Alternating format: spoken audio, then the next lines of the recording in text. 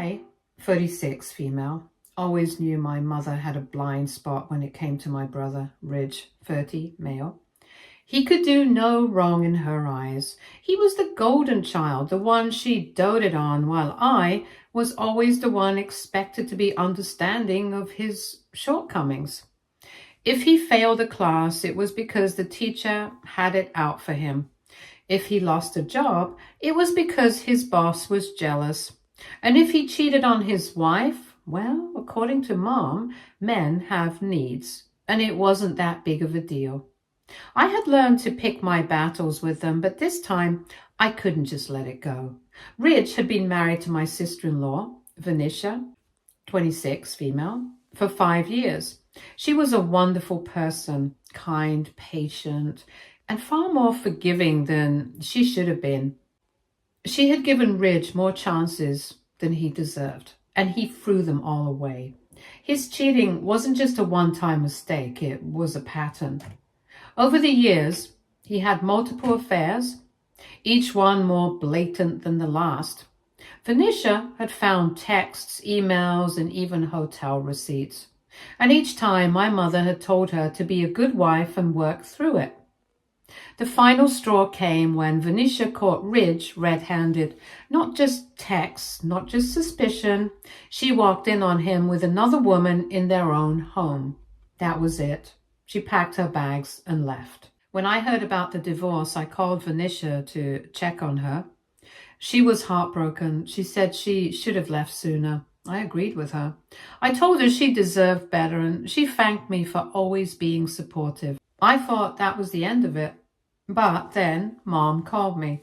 She was in high spirits, saying that she was so relieved that Ridge was finally free.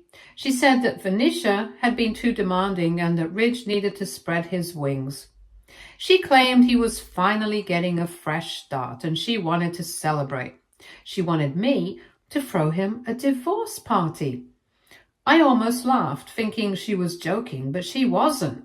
She went on about how we should throw a huge party, invite all his friends, and celebrate his newfound freedom. She said it would be fun, a way to show support for family and let Ridge know that we were on his side.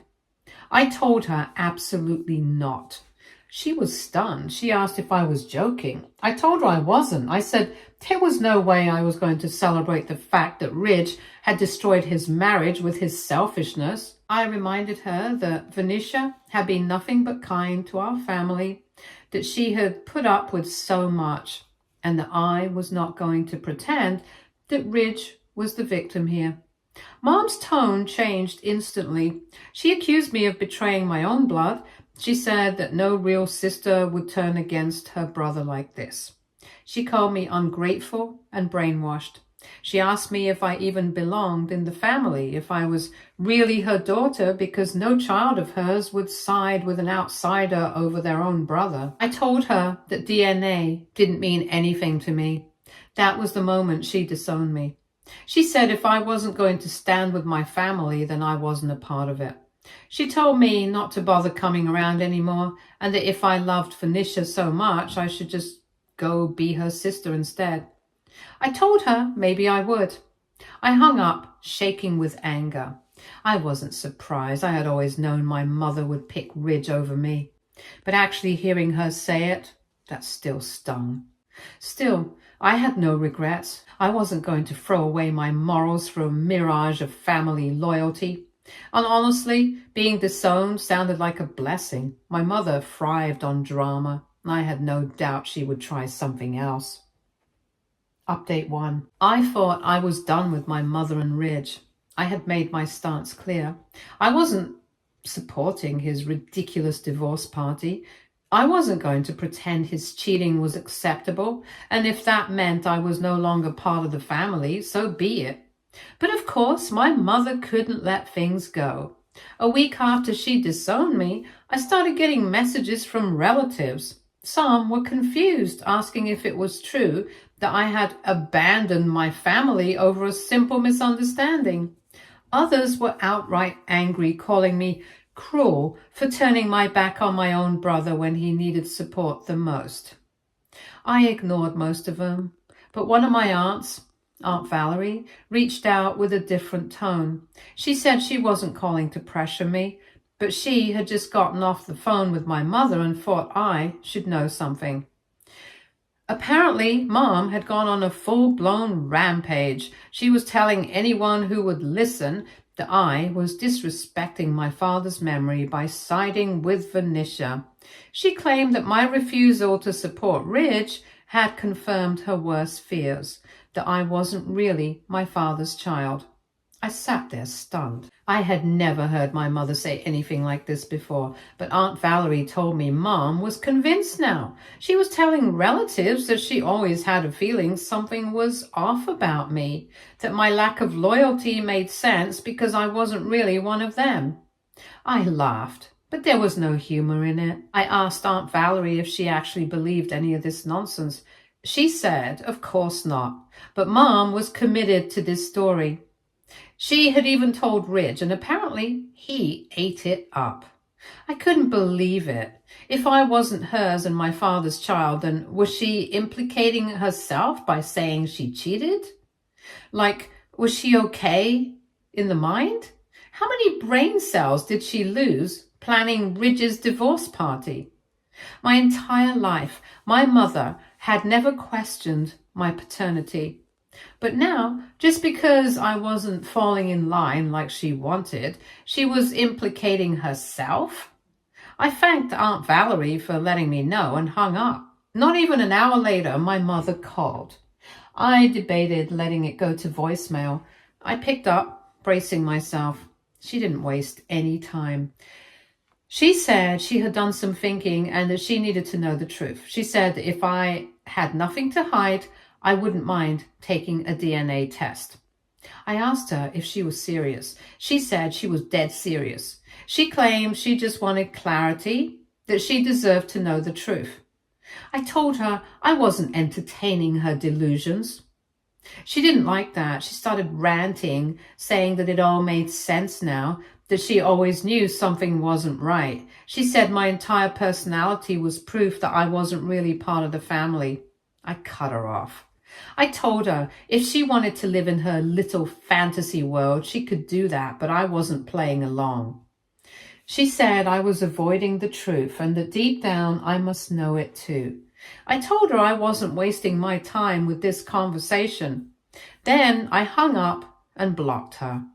I was furious. It wasn't enough that she had disowned me. Now she was trying to humiliate me, to turn me into an outsider. I took a deep breath, reminding myself that her opinion didn't matter. But just when I thought it couldn't get any worse, the real bombshell dropped. I got a call from Venetia.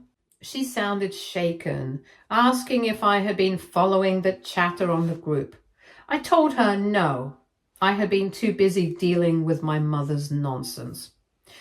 She told me I needed to check, so I did, and there it was. Ridge wasn't just a cheater. He was in serious legal trouble. I read through the messages in disbelief. Apparently, one of the women he had been seeing wasn't just some random affair partner. She was involved in a major financial fraud case. And because of their relationship, Ridge had been dragged into it. There were allegations of stolen money, shady business deals, and even potential charges against him. Apparently, Ridge had reached out to my uncle and now he was warning everybody. My stomach dropped. I called Venetia back, asking if she knew the full extent of this. She said she had only just found out, but it looked really bad. She said she was grateful she had left when she did, because if she had still been with Ridge, she might have been dragged into the mess too. I told her I was so sorry she had ever been tied to him. She said she was too. Then she hesitated before telling me the part that really made my blood boil. My mother knew. She had known for weeks. She had been fully aware that Ridge wasn't just dealing with a divorce. He was potentially facing serious legal consequences. And yet, she still had the audacity to try to throw him a party. It wasn't about celebrating his freedom. It was about covering up the truth. She wanted to distract from what was really going on. She thought if she spun the story just right, she could make people think Ridge was just a guy getting over a bad marriage instead of someone who might actually be in real legal trouble. I felt sick. She had gone on a rampage, disowning me and spreading rumors about my DNA, all while she knew Ridge was in the middle of a scandal. If my father was alive, he would be so embarrassed. She would go to any extent to cover up for Ridge. Makes me wonder if she cheated during her marriage with my father. Venetia sighed, saying that part of her wasn't even surprised. She had spent years watching my mother enable Ridge's behavior, making excuses for everything. I told her I wasn't surprised either. But what really got me, now that Ridge was in actual trouble, my mother was backtracking. She wasn't bragging about Ridge's fresh start anymore. She was desperate to get ahead of this, and I was going to stay the hell away from them. Update 2. I had reached my breaking point. I wanted to stay away, but I was angry. After everything, being disowned, being accused of not being my father's child, and now learning that my mother knew Ridge was knee-deep in legal trouble, there was no way I was letting her off the hook. So I called her. She answered on the second ring, her voice laced with irritation like I was the one causing problems. She asked if I was finally ready to apologize for my behavior. I didn't waste time. I told her I wanted a straight answer. Had she cheated on my father? The line went silent. Then she scoffed, acting offended that I would even ask such a thing. She said she never said that. I wasn't letting her squirm out of this. I told her that's exactly what she had been implying when she started telling people she wasn't sure I was my father's child. She had planted that idea herself, and now that I was calling her out on it, she was suddenly backtracking? She fumbled, saying that maybe she had misspoken. I told her to stop lying. I asked her point blank, had she or had she not cheated on Dad? She panicked. Then, after a long pause, she blurted out the most pathetic excuse I had ever heard in my life. She said that maybe I had been switched at birth. I swear I almost choked on my own laughter. I told her I couldn't believe the lengths she was willing to go to just to protect Ridge. She was so desperate to defend him, to cover for his disgusting behavior, that she would rather try to rewrite my entire existence than just admit she was wrong. She tried to backpedal, saying she didn't mean it that way. I cut her off and I asked her if she had any shame. Did she really not realize how pathetic she sounded? Did she really think that making herself look like a cheating wife was a better alternative than just admitting she was wrong about Ridge? She stammered, saying I was blowing things out of proportion, and I told her I wasn't the one blowing things out of proportion. She was. She was the one who had disowned her own daughter over a man facing legal trouble. She was the one who had turned this into a full-blown scandal just because I had refused to entertain Ridge's circus. She tried to turn it back on me, saying that I was being vindictive, that I loved seeing her in distress. I told her that wasn't true, but I did think she deserved to be embarrassed. Because for the first time, she was feeling exactly what Venetia had felt when she found out about Ridge's betrayal. I told her it made perfect sense now. She never felt any remorse for Venetia because Ridge was just like her. She was dead silent. I could feel her shame through the phone. Then I decided to deliver the final nail in the coffin. I told her if she was so concerned about my paternity, maybe she should get Ridge's tested. Because at least I had my father's green eyes. I swear I had never heard her sound so horrified in my life. She started stuttering, saying I was going too far and that I had no right to say something like that. I told her I had every right. She was the one who had started this whole mess. She had been so confident in accusing me of not being Dad's child. But now that the tables were turned, She couldn't handle it. She was furious, but I could tell she was panicking too, because the truth was, she had just exposed herself. I told her I was done with her games. She had chosen Ridge over me, fine. But she wasn't going to drag me down with them. I hung up before she could say another word. If there was one thing my mother couldn't stand, it was being publicly humiliated. And I had just destroyed her. So I did what I should have done from the start. I posted the entire recorded conversation on the same family group chat where she had once gleefully disowned me. Every single word could be heard. Her pathetic excuse about me being switched at birth. Her sheer desperation to defend Ridge at the expense of her own dignity, and the absolute silence that followed when I told her that maybe Ridge's paternity should be tested instead. I didn't add a caption. I didn't need to. Within minutes, my phone was exploding with notifications. My mother must have seen it immediately because she called me back, not once, but 7 times. I ignored every single one, and then she started texting, telling me I had gone too far and that I was cruel for humiliating her like this, that this was a private family matter and I had no business putting it out for everyone to see. I let her ramble because I knew exactly what was happening. She was panicking. She thought she could control the narrative, that she could manipulate people into thinking I was the bad guy, but now everyone had heard the truth straight from her own mouth. She had no excuses left. And sure enough, the responses from our family started rolling in. Aunt Valerie was the first to comment. She said she was disgusted beyond belief. She said she knew my mother had always played favorites with Ridge, but this was another level of delusion. Uncle Robert said he was embarrassed to even be related to her. My grandmother, the only person my mother had ever truly feared, sent a voice message that sent chills down my spine. She said she never wanted to hear my mother utter my father's name again, that she had spit on his memory by pulling this stunt. She ended the message by saying she was done with her. My mother lost it. She started sending voice notes, crying, screaming, saying she never meant it that way.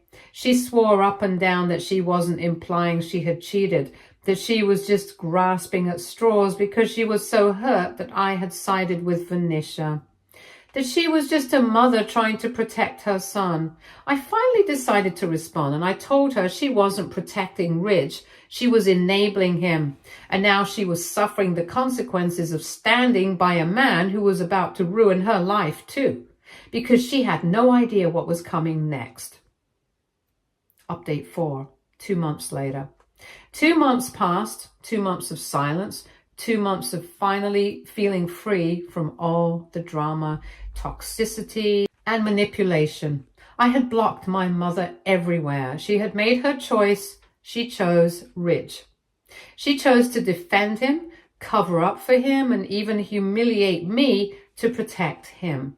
She chose to disown me just because I stood by Venetia instead of throwing a disgusting divorce party for a man who had ruined his own marriage.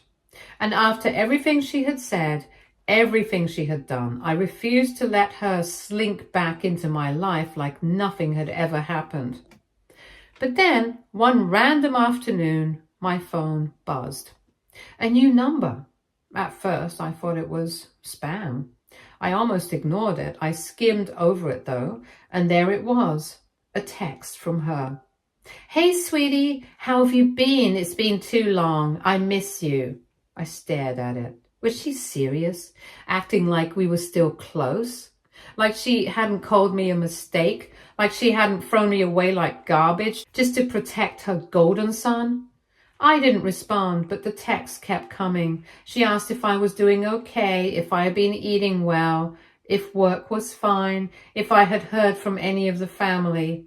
Like she was testing the waters, trying to see if she could slide back in without actually acknowledging what she had done. I deleted the messages, blocked the number, and went on with my life. But then, 3 days later, I got an email. The subject line made my stomach drop. "I really need you right now, please." I clicked on it, half expecting another desperate attempt at small talk. But the second I started reading, I realized this wasn't about reconciliation. This was about survival. She was in trouble, serious trouble. And now she was running straight to the daughter she had disowned. Turns out she had done a lot more than just defend Ridge's cheating. She had helped him financially for years. Loans, fake investments, shady business dealings. She had backed him at every turn, convinced he was just one lucky break away from success. She had taken out loans in her own name to cover his debts, even refinanced her house that my father left her. She had bet everything on Ridge, and now Ridge was under investigation, and because she had signed off on some of his dealings, she was legally liable too. She was being sued. The authorities were closing in, and suddenly the daughter she had disowned was her only hope. Her email was long, rambling, desperate. She begged me to help, to support her, to forgive and forget, because at the end of the day, we were still family. She swore she had never meant what she said about me not being hers and my father's child, that she was just emotional, that she regretted everything, that she knew now that she had made a mistake, that she was scared, that she needed me. She even had the nerve to say that I owed her because she was still my mother, that no matter what, I should want to protect her, that I should fix this. She didn't say sorry. She didn't take responsibility. She was just panicking. I took a deep breath and I responded, "You made your choice. Now you get to live with it." And then I blocked her. For the final time, hopefully. She tried reaching out through other people. She called relatives, friends, even distant family members. She told them her version of events, how I was being cold, heartless, unforgiving, how I was abandoning my own mother when she was at her lowest. She tried guilt-tripping them into convincing me to help, but it didn't work because everyone knew the truth. They knew what she had done. They had seen how she had treated me. They had heard the things she had said, and now she had no one left. For the first time, she was truly alone, and that was her choice. She had picked Ridge over me. She had chosen to throw me away, and now she could suffer with him too, because I was done for good. For years, I had believed that deep down my mother loved me, that even if she favored Ridge, even if she treated me like I was less than, she would never completely cut me off, that there was some part of her that would always care. I was wrong. She had thrown me away so easily, like I had meant nothing, all to protect her precious son. She had burned the bridge herself, and now she was begging to walk back over it. But there was no bridge left. She had destroyed it, and I had no intention of rebuilding it. Update 5. Phoenicia's divorce is finalized, and she dodged a massive bullet. Phoenicia's divorce was official. No more court hearings, no more legal battles, no more ties to Ridge. She was free. And not just free in the emotional sense. She had been legally cleared of any responsibility for Ridge's debts and fraudulent investments. That was the biggest relief of all, because as it turns out, Ridge's financial situation was even worse than we had imagined. And if Phoenicia hadn't filed for divorce when she did, she could have been dragged down with him. Ridge's mess was a ticking time bomb. For years, he had been playing businessman. He had convinced Phoenicia, his friends, and most importantly, our mother, that he was just one step away from a big break. That all he needed was a little investment, a little more support, and he'd finally be successful. It was all a lie. Because behind all that fake confidence, Ridge was just reckless and irresponsible. He had taken out loans in his name, then more loans in Phoenicia's name. He had used their house as collateral without even telling her. And worst of all, he had started investing in things he didn't even understand. Shady business deals, risky cryptocurrency scams, illegal tax loopholes. And because he always thought he was the smartest guy in the room, he ignored every single warning sign. He truly believed he could beat the system. Instead, the system beat him. When Venetia first filed for divorce, she thought it would just be about splitting their assets and moving on. She had no idea how much worse it was going to get. Ridge had lied to her. He had hidden debt from her. He had forged her signature on financial documents. He had even transferred some of his investments into her name, thinking that if things went south, it would be her problem instead of his. If Venetia had stayed just a few months longer, she could have been legally tied to all of it. Thousands of dollars in debt, a ruined credit score, even potential fraud charges. But because she had filed for divorce before everything collapsed, her lawyers were able to prove that, 1, she had no knowledge of the debts Ridge accumulated. 2, her signature had been forged on key documents. 3, Ridge was the one who made all the financial decisions behind her back. That meant the courts ruled in her favor. Ridge was held 100% responsible. Venetia, completely free. No debt, no legal troubles, no obligations. She had walked away just in time. Honestly, she had a really good lawyer and backup team thanks to her boss, and yes, she had credible evidence.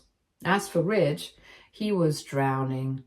The lawsuits against him had piled up. Creditors were chasing him down. His business partners, who were just as shady as he was, had turned on him the second things started crumbling. And now he was in serious legal trouble.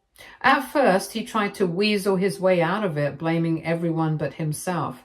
He blamed Venetia, saying she should have stood by him instead of leaving. He blamed the banks, claiming they tricked him into taking out loans. He blamed the government, insisting the system was rigged against him.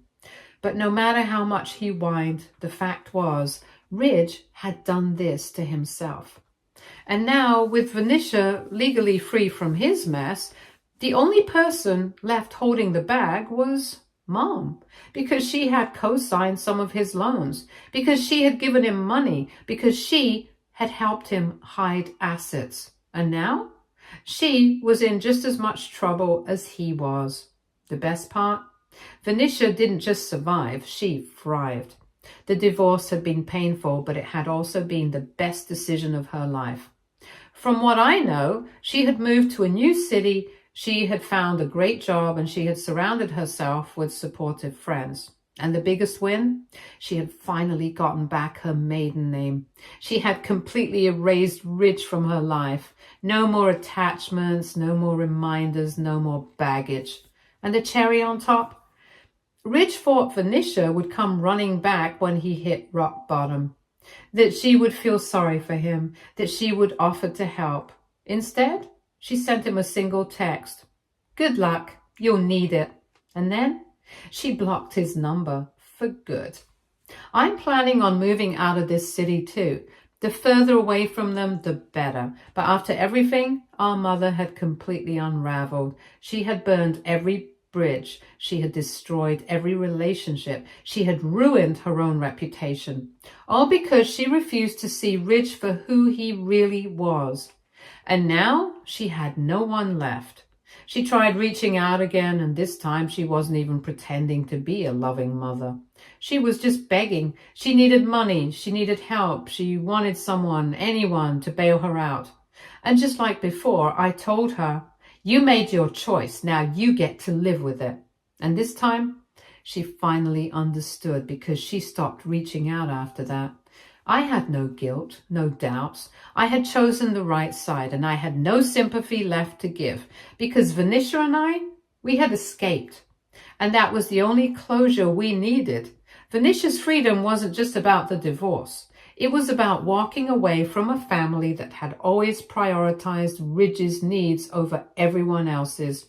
She had been seconds away from being legally trapped in his mess. But now she was happier, stronger, and completely untouchable. And Ridge? He was exactly where he deserved to be, Update 6. I had one last thing to say to my mother. She had spent years defending Rich. She had enabled him, covered for him, fought for him, even when it meant losing everything else. And where had it gotten her? Buried in legal trouble, abandoned, facing the consequences of his actions while Rich, like the coward he was doing everything he could to drag her down with him. She needed to understand that there was only one way out. So I sent her a message. You need to wake up. Ridge is never going to save you. He's never going to take responsibility. He's never going to care about what happens to you. You are nothing more than a shield for him to hide behind. And the second you go down, he will find someone else to use. You have one chance left to fix this. But it means doing something you've never been willing to do. Choosing yourself over him. Expose him. Give them everything. Show them every lie, every scam, every secret he's kept. Put it all on him, because if you don't, he will put it all on you. And when that happens, don't expect him to feel guilty. Don't expect him to fight for you. He will let you take the fall without blinking. So if you want to survive this, you know what you have to do. Choose, but choose wisely, because this time, Dad isn't coming to save you. No one is. I never expected a response, and I never got one, but I knew she had read it, because 1 month later, Ridge was arrested, and Mom, she wasn't. She had made her choice, and for the first time in her life, she finally chose right. Stay tuned for more stories from our girl relationships.